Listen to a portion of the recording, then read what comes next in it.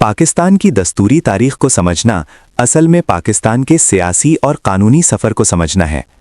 1947 में जब पाकिस्तान वजूद में आया तो ये सिर्फ एक नया मुल्क ही पैदा नहीं हुआ, बल्कि एक नया ख्वाब, एक नया नज़रिया और एक नया दस्तूरी विजन भी जन्म ले चुका था। लेकिन इस विजन को कानूनी और दस्तूरी सूरत देना एक लंबा, मुश्किल और पॉलिटिकल तौर पर नाजुक अमल था। कायदे-आज़म मोहम्मद अली जिन्नाह ने अपनी तकरीरों में वाज़ेह किया था कि पाकिस्तान एक डेमोक्रेटिक रियासत होगी जहां कानून की बलादस्ती होगी और बुनियादी हुकूक का तहफ़्फ़ुज़ किया जाएगा। लेकिन उनकी वफ़ात के बाद ये जिम्मेदारी उनके वारिस हुक्मरानों और कानून साज़ों पर आ गई कि वो इस ख्वाब को दस्तूर की शक्ल दें। पाकिस्तान के आगाज़ के साथ ही एक कॉन्स्टिट्यूएंट असेंबली कायम की गई जिसका काम ये था कि एक परमानेंट कॉन्स्टिट्यूशन तैयार करे। मगर ये काम जितना सीधा नज़र आता है, असल में उतना ही मुश्किल था, क्योंकि नई रियासत को एक साथ कई चैलेंजेस का सामना था। रेफ्यूजीज़ का मसला, कश्मीर का तनाज़ा, एडमिनिस्ट्रेटिव कोलैप्स, रिसोर्सेज की कमी और सियासी बेयकीनी ने दस्तूर साजी के अमल को स्लो कर दिया। इसके बावजूद मुल्क के रहनुमा समझते थे कि बिना एक बुनियादी दस्तूर के पाकिस्तान का फ्यूचर इनसिक्योर रहेगा। इस पूरे सफ़र का सबसे अहम मोड़ ऑब्जेक्टिव्स रेजोल्यूशन 1949 था। 12 मार्च 1949 को लियाकत अली खान ने कॉन्स्टिट्यूएंट असेंबली में ये रेजोल्यूशन पेश की। इस रेजोल्यूशन का मकसद ये था कि पाकिस्तान के मुस्तकबिल के कॉन्स्टिट्यूशन के लिए बुनियादी उसूल तैयार किए जाएं। ये कोई नॉर्मल कानूनी डॉक्यूमेंट नहीं था, बल्कि एक आइडियोलॉजिकल और फिलोसॉफिकल डिक्लेरेशन थी जो पाकिस्तान की आइडेंटिटी को डिफाइन करती थी। इसमें सबसे पहली और बुनियादी बात ये लिखी गई कि सॉवरेनिटी अल्लाह ताला के पास है और पाकिस्तान के अवाम इस अमानत को उसके मुकद्दस हुदूद के अंदर रहकर इस्तेमाल करेंगे। इस जुमले ने पाकिस्तान के दस्तूरी निज़ाम को एक इस्लामिक फ्रेमवर्क के अंदर रख दिया। ऑब्जेक्टिव्स रेजोल्यूशन में यह भी वाज़ेह किया गया कि पाकिस्तान एक डेमोक्रेटिक रियासत होगी जहां अवाम अपने रिप्रेजेंटेटिव्स के जरिए हुक्मरानी करेंगे। इसके साथ ही ये भी कहा गया कि बुनियादी हुकूक जैसे आज़ादी राय, आज़ादी मजहब, इंसाफ और बराबरी का तहफ़्फ़ुज़ किया जाएगा।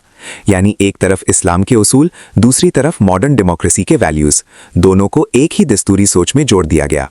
ये फ्यूजन पाकिस्तान के कॉन्स्टिट्यूशनल आइडेंटिटी की बुनियाद बना। लेकिन ऑब्जेक्टिव्स रेजोल्यूशन सिर्फ तारीफों का मुस्तहिक नहीं था, इस पर सख्त तनकीद भी हुई। नॉन मुस्लिम मेंबर्स और सेक्युलर सोच रखने वालों ने कहा कि इस रेजोल्यूशन से माइनॉरिटीज़ के हुकूक इनसिक्योर हो सकते हैं और रियासत एक थियोक्रेटिक डायरेक्शन में जा सकती है।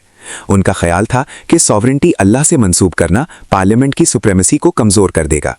लियाकत अली खान ने इन तनकीदों का जवाब देते हुए कहा कि इस्लाम का तसव्वुर हुक्मरानी असल में इंसाफ, बराबरी और रहमत पर मबनी है और इससे किसी भी माइनॉरिटी के हुकूक को नुकसान नहीं पहुंचेगा। टाइम के साथ ऑब्जेक्टिव्स रेजोल्यूशन पाकिस्तान के कॉन्स्टिट्यूशनल डेवलपमेंट का कॉर्नरस्टोन बन गई। 1956 के कॉन्स्टिट्यूशन में इसे प्रियम्बल के तौर पर शामिल किया गया। फिर 1973 के कॉन्स्टिट्यूशन में भी इसे प्रियम्बल का हिस्सा बनाया गया और बाद में ज़ियाउल हक के दौर में इसे सब्सटैंटिव हिस्सा बना दिया गया। मतलब अब ये सिर्फ सिंबॉलिक नहीं बल्कि कानूनी तौर पर एनफोर्सेबल प्रिंसिपल बन चुकी थी। इससे ये वाज़ेह होता है कि ऑब्जेक्टिव्स रेजोल्यूशन सिर्फ एक हिस्टोरिकल डॉक्यूमेंट नहीं बल्कि एक लिविंग कॉन्स्टिट्यूशनल प्रिंसिपल है जो आज भी पाकिस्तान के कानूनी निज़ाम को गाइड करती है। अर्ली कॉन्स्टिट्यूशनल फ्रेमवर्क की बात करें तो ये सफ़र काफ़ी पेनफुल और अनस्टेबल रहा। 1947 से 1956 तक पाकिस्तान के पास कोई परमानेंट कॉन्स्टिट्यूशन नहीं था। इस दौर में गवर्नमेंट ऑफ इंडिया एक्ट 1935 को टेम्पररी कॉन्स्टिट्यूशन के तौर पर अडॉप्ट किया गया। ये एक कॉलोनियल लॉ था जो ब्रिटिश राज के लिए बनाया गया था, इसलिए ये पाकिस्तान के आइडियोलॉजिकल और डेमोक्रेटिक गोल्स के लिए बिल्कुल फिट नहीं बैठता था।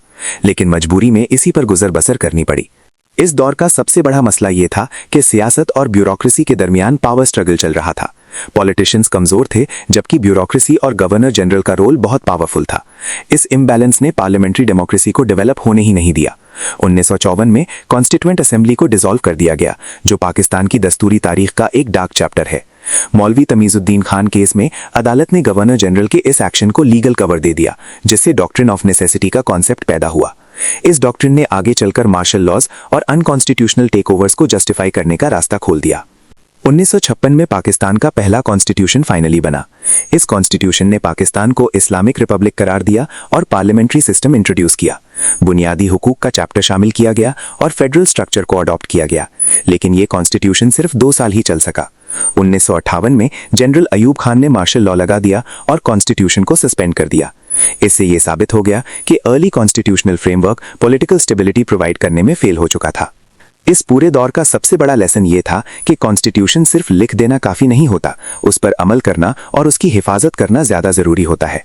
ऑब्जेक्टिव्स रेजोल्यूशन ने पाकिस्तान को एक क्लियर आइडियोलॉजिकल डायरेक्शन दी थी, लेकिन पॉलिटिकल लीडरशिप और इंस्टीट्यूशंस उस रूह को जिंदा रखने में फेल रहे।